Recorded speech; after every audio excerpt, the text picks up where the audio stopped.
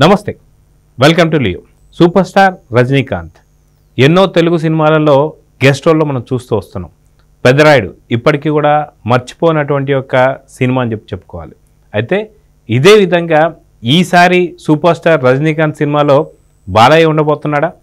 అయితే జైలర్లో ఎవరెవరిని చూసాం, ఇప్పుడు జైలర్ 2లో ఇంకెవరిని చూడబోతున్నాం అనే అంశాలపై మనతో పాటు సీనియర్ జర్నలిస్ట్ హేమ్ సుందర్ గారు ఉన్నారు. వారిని తెలుసుకుందాం. సార్ నమస్తే. నమస్తే అండి. సార్, జైలర్ 2 సంబంధించి ఒక అప్డేట్ అయితే వచ్చేసింది. అయితే ఇదే జైలర్ 2లో ఈసారి తెలుగులో ఉన్నటువంటి ఒక సూపర్ స్టార్ హీరో రాబోతున్నాడు అని చెప్పి కొన్ని వార్తలు అయితే వినిపిస్తున్నాయి. అదే బాలయ్య అని చెప్పేసి అంటున్నారు. సో నిజంగా ఈ ట్రైలర్ ఎలా ఉంది, ఏదైతే ఇచ్చిన గ్లిమ్స్ ఎలా ఉంది, ప్లస్ దీంట్లో బాలయ్య ఉంటే ఎలా ఉండబోతుంది అంటే ఏం చెప్తారు? అసలు బాలయ్య మనకు ఫస్ట్ పార్ట్లోనే ఉంటారనుకున్నాం. ఎందుకంటే శివరాజ్ కుమార్ పాత్రని ఇక్కడ బాలయ్య పెట్టుంటే అది వేరే రేంజ్లో ఉండేది. గతంలో కూడా మనం డిస్కస్ చేసాం దీని మీద. అలాగే జైలర్ 2లో బాలయ్య ఒక ప్రత్యేక పాత్రలో ఉంటే ఎలా ఉంటుంది అనేది కూడా మనం డిస్కషన్ చేసాం. గతంలోనే వార్తలు వచ్చినాయి బాలయ్య దీంట్లో ఉంటారనేది.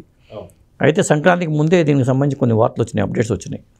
సంక్రాంతి సందర్భంగా ఒక అప్డేట్ ఇవ్వబోతున్నారు జైలర్ 2కి సంబంధించి అని చెప్పి వార్తలు వచ్చినాయి.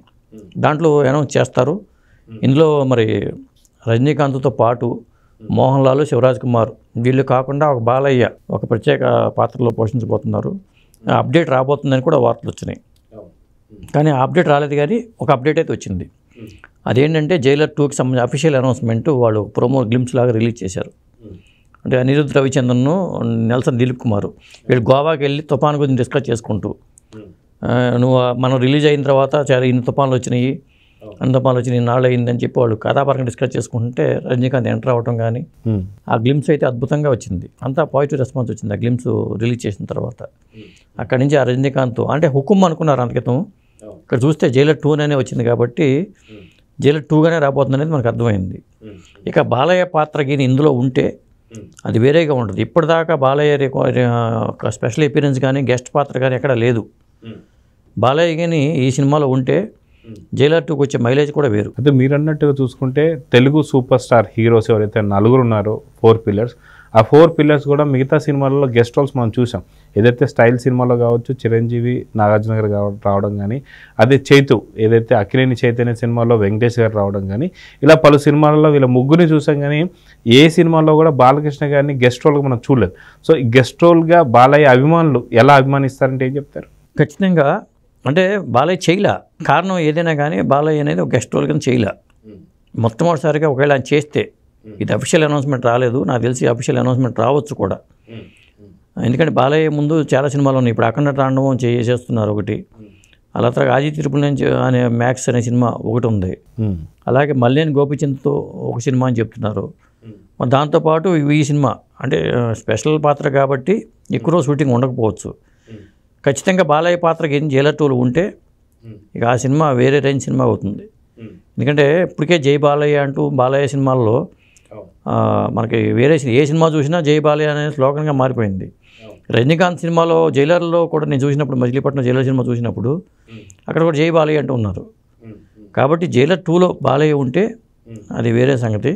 ఖచ్చితంగా ఆ సినిమా అనేది ఒక మైల్ స్టోన్లా మిగిలిపోతుంది. అయితే ఇప్పుడు బాలయ్య అభిమానుల్లో కావచ్చు, లేదా తెలుగు అభిమానుల్లో కావచ్చు, బాలయ్య జైలర్ 2లో అంటే హుకుంలో ఎలా కనిపించబోతున్నాడు? ఒక లెజెండ్లా కనిపించబోతున్నాడా, లేదా అఖండ 2లో అఘోరా గెటప్లో కనిపించబోతున్నారా, లేదా మొన్న మధ్య వచ్చిన డాకు మహారాజులా కనిపించబోతున్నారా, లేదా గతంలో ఏదైతే కొంత ఎపిక్ అని చెప్పేసి అనుకోవచ్చు, కొంచెం చూస్తే వింటేజ్ క్యారెక్టర్స్ అయినటువంటి ఒక సమరసింహారెడ్డి, నరసింహనాయుడు, చెన్నకేశ్వరరెడ్డి ఇలా చెప్పుకుంటే ఏ పాత్రలో కనిపిస్తే బాగుంటుందని మీరు అనుకుంటున్నారు? అంటే సమరసింహారెడ్డి ఆ పాత్రను ఎంటర్ చేస్తే బాగానే ఉంటుంది, కానీ ఆ పాత్ర పరంగా కాపీ రైట్స్ వాళ్ళ దగ్గర ఉంటాయి కాబట్టి వాళ్ళు ఒప్పుకోకపోవచ్చు, వేరే వాడిని బతున్నాడు. అందుకే కొత్త పాత్రని క్రియేట్ చేసే అవకాశం ఉంది. ఒక డాన్ గానో ఒక పాత్రని క్రియేట్ చేసే అవకాశం అయితే ఉంది ఆ పాత్రలో. ఎందుకంటే స్పెషల్ పాత్రలకి ఒక ప్రత్యేకత ఉంటుందండి, చాలా గుర్తింపు వస్తుంది.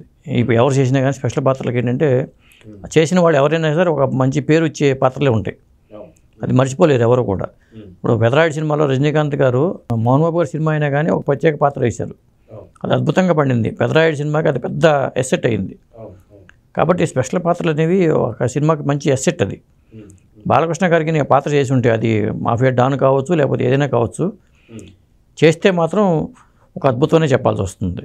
అంత పవర్ఫుల్ పాత్ర. ఎందుకంటే రజనీకాంత్ నోటే మనం విన్నాం, అది ఎవరు చేసినా కానీ బాలయ్య చేస్తే అది వేరుగా ఉంటుందనే మాట ఆయనే అన్నాడు. కాబట్టి అందులో మరి జైలర్కి ఒక హెల్ప్ కావాల్సి వచ్చి బాలయ్య బాబు దగ్గరికి వెళ్తారు ఖచ్చితంగా. ఒకవేళ చేసి ఉంటే పాత్ర ఉంటే జైలర్కి ఒక అవసరం కోసం జైలర్తో అంతకుముందు కనెక్షన్ ఉన్న పాత్ర ఆ బాలయ్య పాత్ర అలా ఎంటర్ అవుతుంది. అలా ఎంటర్ అయ్యి జైలర్కి ఏ విధంగా హెల్ప్ చేస్తుంది అనేదే ఉండే అవకాశం అయితే ఉంది. సో మొత్తానికి ఇప్పటిదాకా చూసే మనం ఎవరైతే మోహన్ లాల్ గారు కావచ్చు, అదేవిధంగా శివరాజ్ కుమార్ గారు కావచ్చు, వీళ్ళిద్దరు కనిపించారు. సో అది కాక ఇప్పుడు తెలుగుని ఎంచుకోవడంలో కూడా ఒక కారణం ఉంది అని చెప్పేసి అంటున్నాను. మొన్న జరిగినట్టు పుష్ప 2 కావచ్చు, లేదా గతంలో టాలీవుడ్ సత్తా ఎలా చాటుతుందో మనం RRR కానీ మిగతా సినిమాలన్నీ చూస్తూ వస్తున్నాం.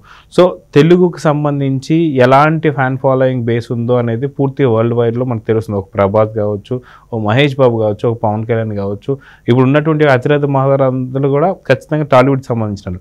సో టాలీవుడ్కి సంబంధించిన హీరోని కూడా తీసుకుంటే ఆ రేంజ్ ఎలివేషన్ కానీ ఆ రేంజ్ కలెక్షన్స్ ఉంటాయని చెప్పేసి అనుకుంటున్నారంటే ఏమంటారు? ఖచ్చితంగా ఉంటాయండి.